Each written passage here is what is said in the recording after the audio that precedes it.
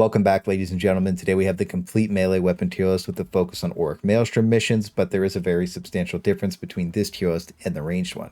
Even though this is still based on a power scale between blessings and build synergies, this is a lot more weighted to my personal preference of swing animations that I like for my playstyle. So a lot of times you're going to see a weapon variant with a different animation set that you like more, and if it works for you, that's the most important thing. But the animations that are the most important to me are easily able to hit the part of the enemy that you want on demand, because if you swing into the wrong hit zone or through an enemy into your main target, it can drastically reduce your damage. So I usually prioritize cleaving melee weapons with a good strike down. I also bring balanced loadout, so my ranged weapon usually ends up being focused on killing elites or shooty boys, but a good example of the opposite is if I bring a Thunderhammer for bosses, I'll bring a flamethrower for AoE. I also went over a lot of the animations on this stream right here with my recommended perks and blessings for every weapon in the game and gave deeper thoughts about them. So that's linked in the description with all of the text guides and is always updated for channel members and the Discord first.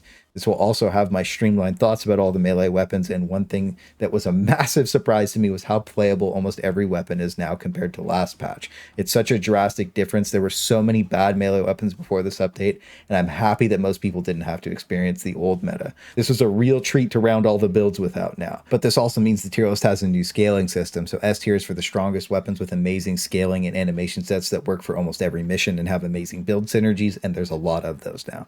A tier is really good melee weapons that will carry most builds and might just have an animation or two that I don't like as much as its counterpart in S tier. But B tier is niche weapons that have equal amounts of good and bad things about them, but can be played with practice at A or C tier. C tier is also for things that do start to struggle in some situations or don't quite measure up to their counterparts, and our cute little dumpster fires for weapons that just need to cook a little bit longer because they just aren't comparable to the other ones or are very cursed, and there is an extremely cursed weapon on this tier list.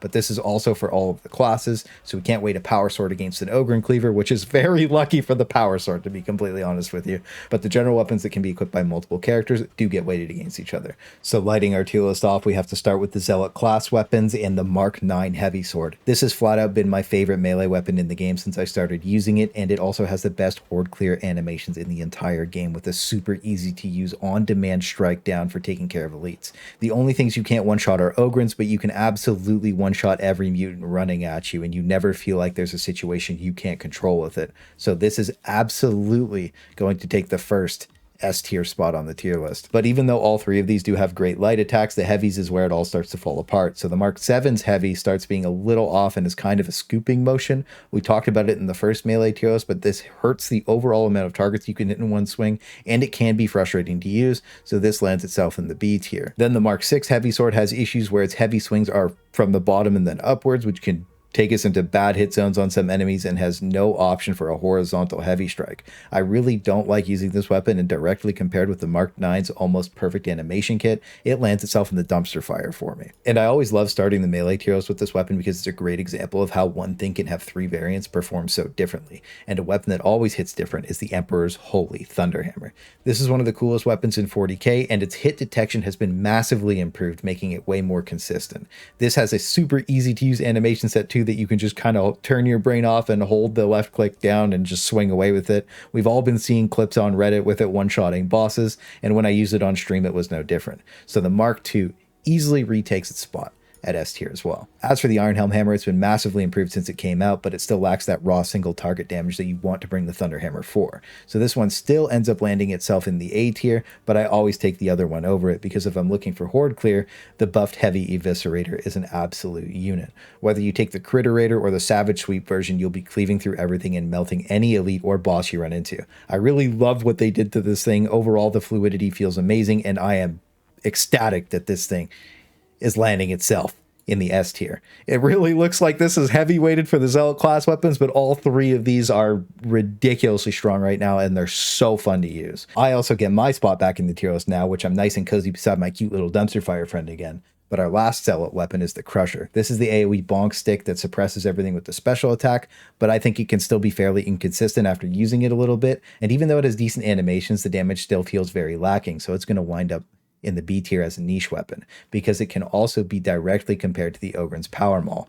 This thing has been an absolute beast since it came out and was part of the first 4 big guys video where we took 4 Ogryns and 4 Power Mauls with 4 Ripper guns into the hardest difficulty, and it was probably the most fun game that I've ever played. We also have a lot more 4 big guys videos coming up for you very soon, but this thing has massive impact on the flow of any mission you bring it to and can completely stop the game from progressing by itself.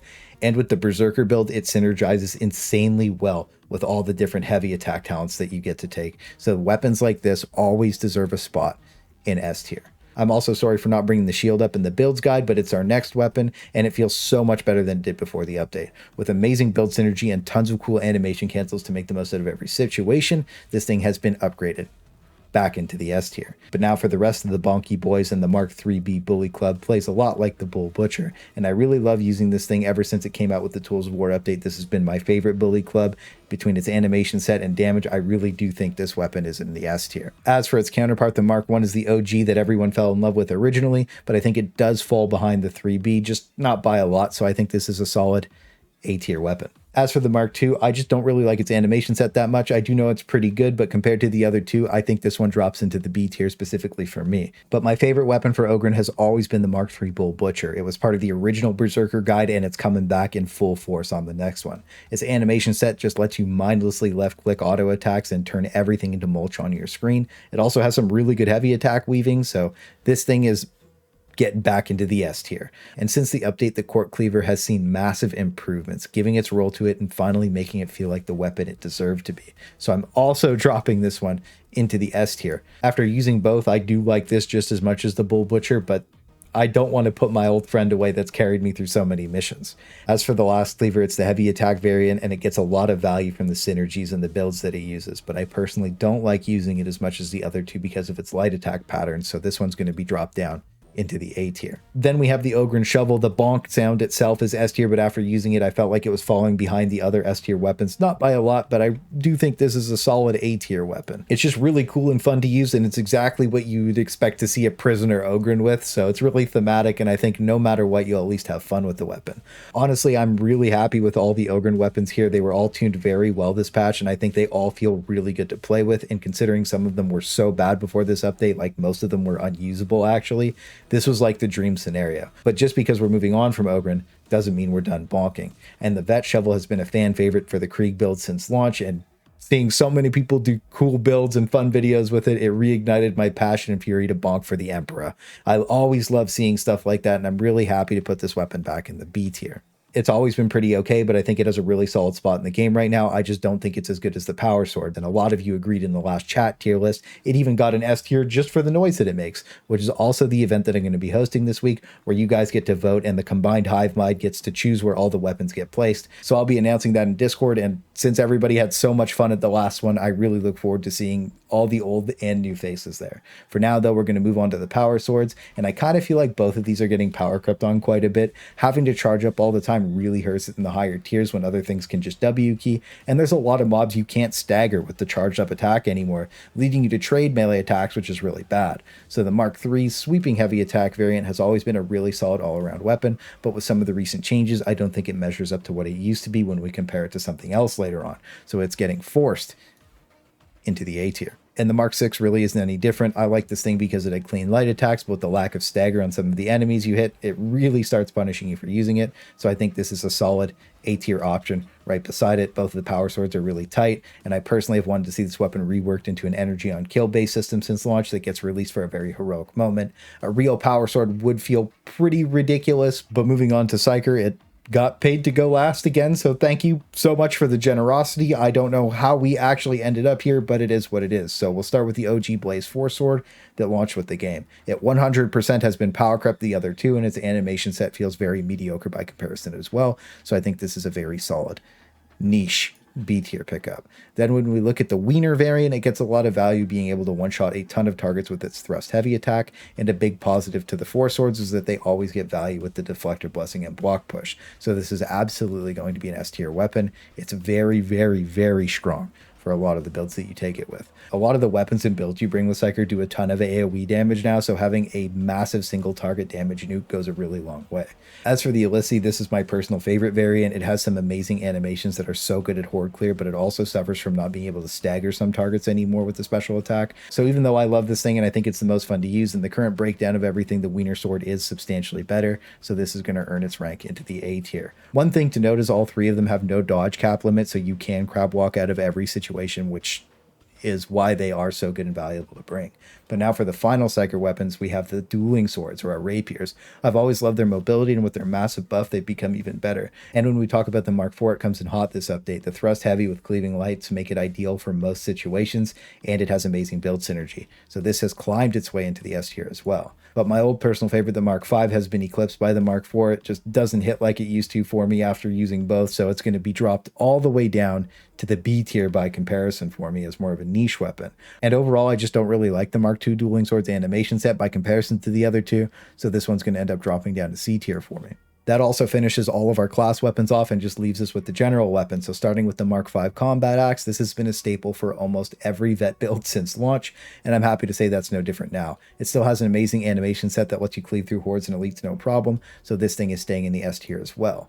As for the Rashad Combat Axe, it saw a lot of love in the past and became an amazing crit scaling weapon for the Zealot, and with the new trees on Veteran and Psyker, it also gets a lot of value and has a great animation set, so it's going to wind up back in the S tier as well. I personally would never take it over the Rapier on a Psyker, but it's still very good. Unfortunately, the Mark VIII Achilles is very slow, and I don't like its attack patterns, and by comparison to the other two that literally managed to do it the best, I think this thing does it the worst. So it's also cooking in the dumpster fire. We've also come to a point in the tier list where we've reached an anomaly. The Mk2 Tactical Axe. This animation set is so unbelievably bad that I genuinely thought about moving the other two weapons out of D tier just to put this thing in it. And I'm really still thinking about doing that, but if we were to talk about this thing, it fell out of the dumpster fire and it will never be done cooking. Its animation set is just never viable in my opinion, and unless you are just like running the ultimate meme build and trying to bonk things with an axe, I just have no clue why you would even want to use this thing. I think it is genuinely the most cursed weapon in the game, which is really crazy when you think about it because the other two tactical axes are amazing for crit builds. The Mark VII is my personal favorite and it feels really smooth and clean to use. It's also been one of the original S tier weapons, so it's also going to make its way back into that spot. As for the Mark II, it feels a lot worse by comparison, so I'll actually be dropping this one all the way down to the B tier. Then the Devil Claw swords all feel really tight to me, and the recent buffs they had really made them all feel so much better than they used to, and they are all really good at horde clear while having good specialist and elite damage with good scaling into crit builds. So the first one we'll talk about is the Mark IV. This is my personal favorite and it really reminds me of the heavy swords with its swings, so I'm really happy to put this in A tier. The other two just don't give me what the 4 does, but I think this will just be a person-to-person basis. Again, a lot of the weapons are a person-to-person basis, so I still think both of these are fairly good, and I'm dropping the Mark I and the Mark VII into the B tier. Now we're on our final 3 weapons. We do have to talk about the Combat Blade. This has been definitively one of the staple crit build weapons, and it's no different now. This is one of the first weapons you saw people solo Demon Host with in the training room on Damnation. I genuinely think the Combat Blade is just insanely fun to use. It does have some drawbacks, but I think this is easily also still an S tier weapon across the board for all of the crit builds. And now we're on our second last weapon, the Chainaxe, and I know some people are going to be upset about this one. For me, the Chainaxe is locked into C tier because after using it in a few games and comparing it directly to the Chainsword and the Heavy Eviscerator, it feels way clunkier and still has terrible camera snapping. So even though it has great single target damage, so do its counterparts. Plus the AoE on the Chainswords just feel amazing now, and we absolutely did save the best for last. The new Chainsword buffs brought this thing to life in a way we know and love in Warhammer 40k. It's so cool to see it in so many games, and I'm ecstatic about where this thing ended up in the overall meta. This was also the weapon I was comparing the Power Swords to, and this thing eclipsed them for sure. It has amazing synergy on all 3 classes with their builds, and you can destroy AoE with the right setup. You even saw me on stream spam one-shotting Crushers the other night. I think this thing is insanely fun, but I personally wouldn't take it on the Zealot over the Heavy Eviscerator because it's just so cool by comparison. But even if we 1-to-1 them, this thing's still an absolute beast. And this is our final S tier weapon that finishes up our tier list. And the main thing I want to say about this update and this tier list is how amazing so many of the different weapons feel and how good they are in so many different builds.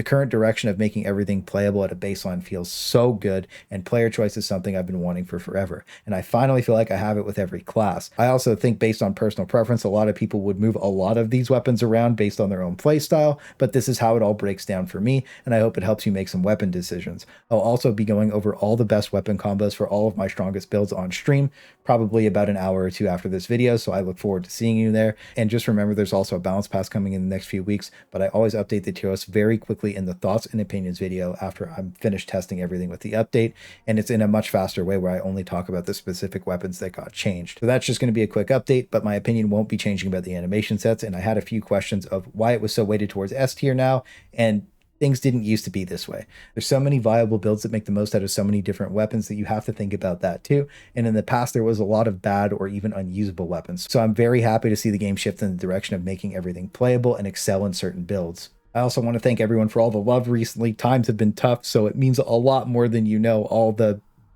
kind words, really, I genuinely appreciate it.